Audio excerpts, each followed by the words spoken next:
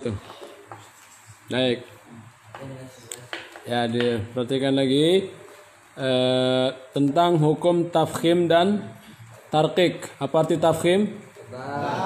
Tarqiq tipis. Ya. Jadi kalau kita bicara tebal dan tipis, ya. Bicara tebal dan tipis dalam qiraat apa? Asim riwayat. Pokoknya qiraat Asim, ya. Jadi dalam qiraat Asim, ketentuan untuk dibaca tebal dan tipis itu, huruf-huruf yang dibaca tebal hanya berlaku pada 3 tempat. Pada berapa tempat? 3. Yaitu di huruf isti'la. Huruf isti'la adanya di bab berapa? Bab apa? Sifatul huruf. Ya. Ada berapa huruf isti'la? 7. Coba disebutkan sama-sama.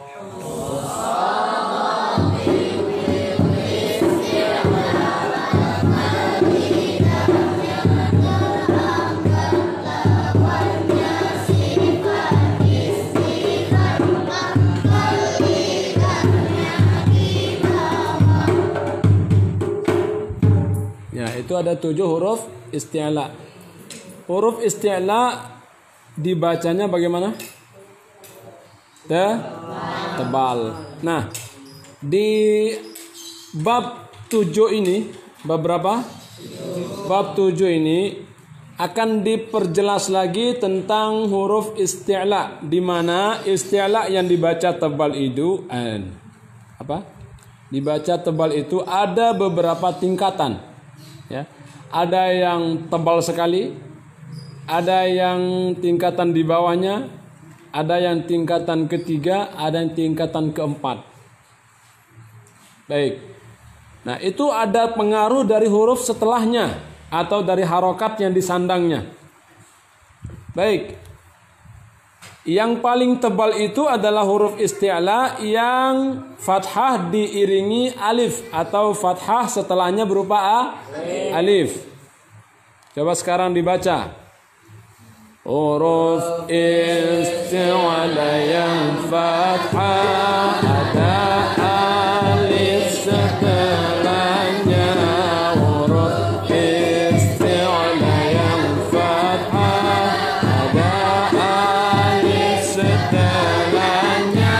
Tebalkan, oh tebalkanlah dengan tebal level 1. Tebalkan, oh tebalkanlah dengan tebal level 1. Ya, jadi huruf isti'la dibaca paling tebal itu kalau huruf isti'la diiringi alif, berarti dia fathah.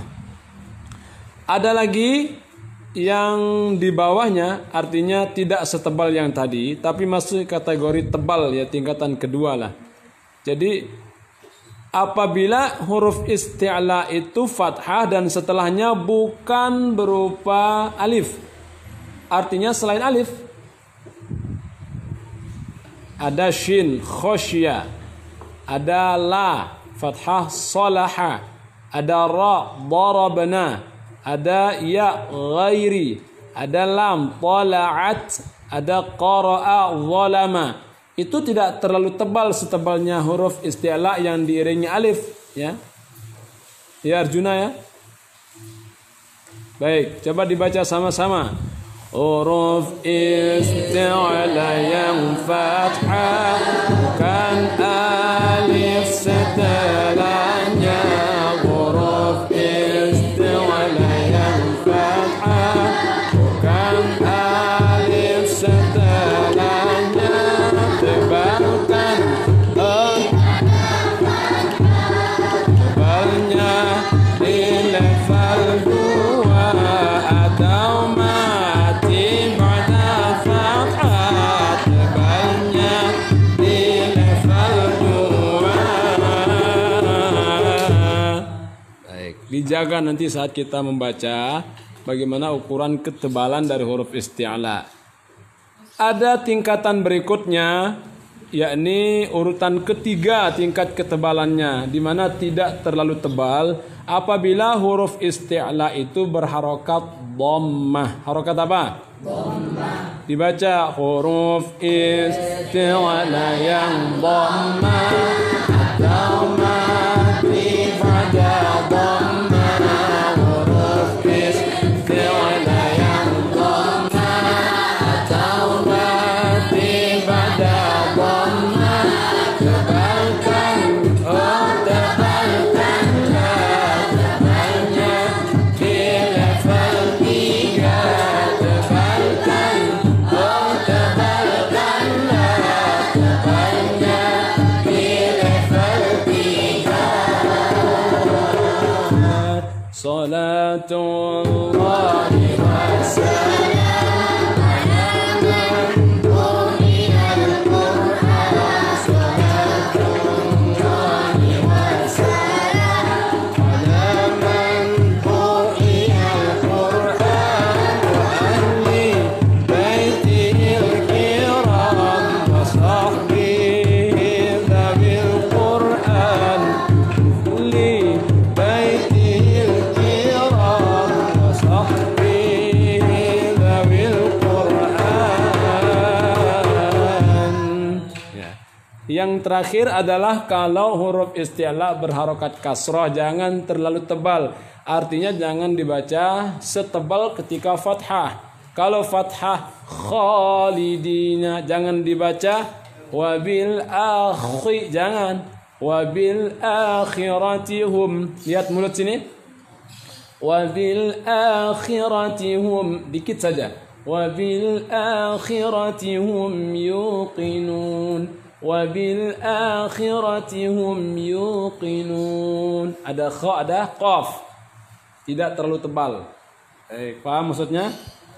Huruf isti'la yang kasrah atau mati ba'da kasrah. Huruf isti'la yang kasrah atau mati ba'da kasrah. Tebalkan, oh tebalkanlah, tebalnya di level 4. Tebalkan, oh tebalkanlah, tebalnya di level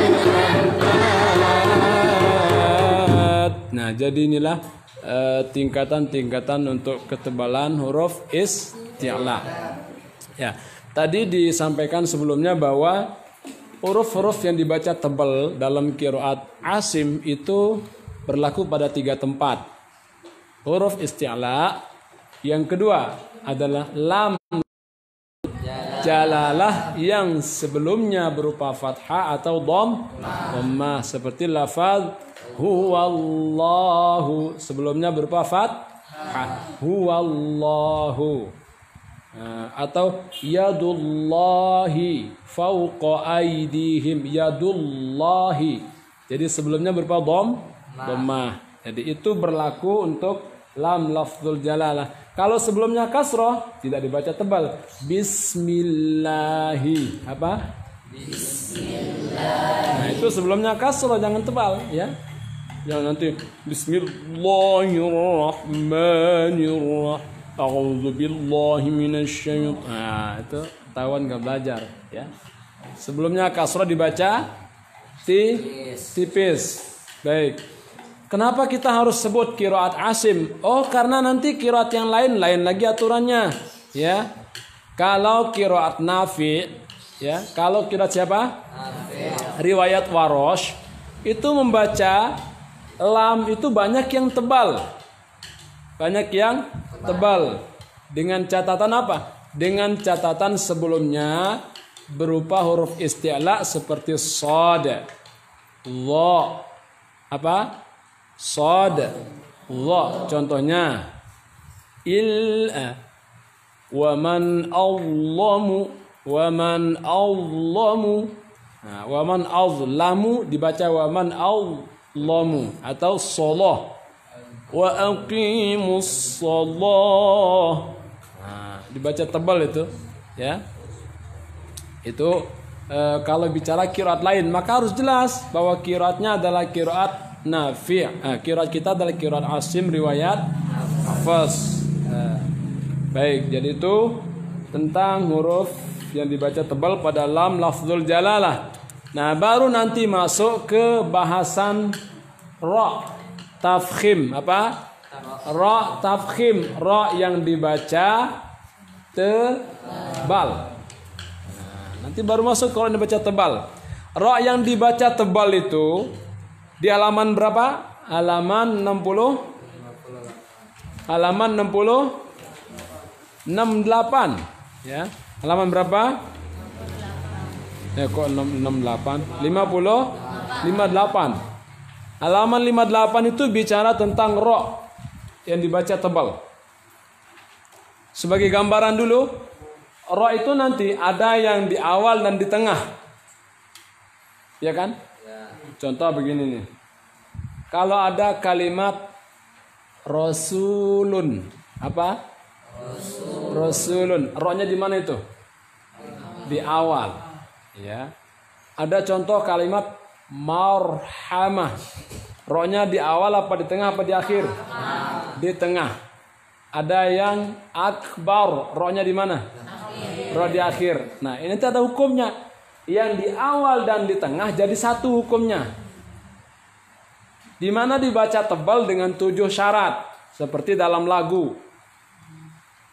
Nanti yang di akhir dibaca tebal dengan 6 syarat seperti dalam lagu. Baik, sebelum diselesaikan dibaca lagunya dulu.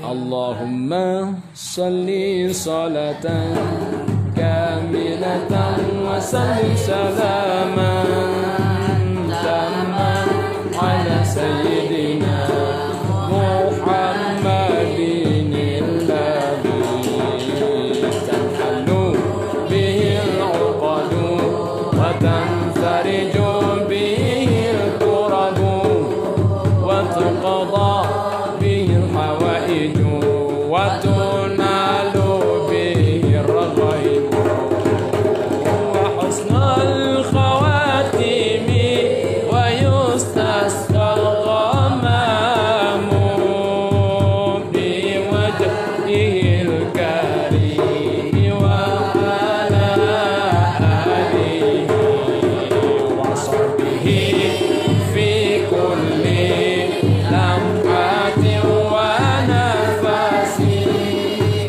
nafasi bi'adabi kulli ma'lumillah. Ra yang fathah atau dhamma atau sukun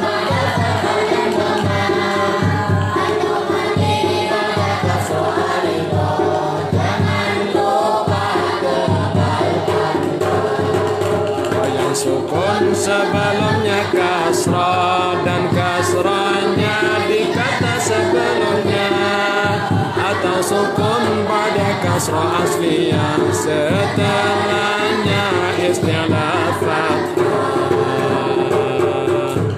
Ya, contohnya sudah jelas di situ ya. Nanti dijabarkan pada pertemuan berikutnya. Yang penting lagunya seperti itu. Lagi coba ra yang fathah atau dhammah sama-sama.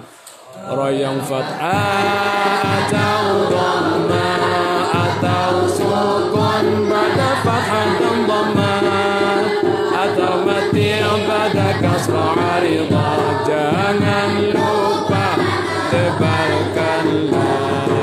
Ra yang sukun sebelumnya kasrah dan kasrahnya di kata sebelumnya atau sukun pada kasrah asliyah setelahnya istilah fathah. Baik, lagu yang untuk ra di akhir kata yang dibaca tebal ada 6 macam ra.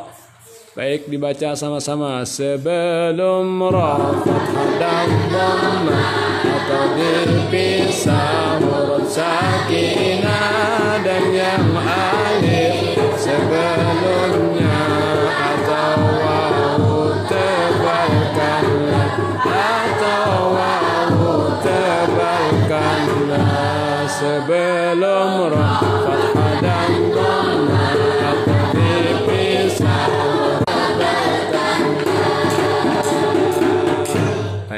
cukup ya.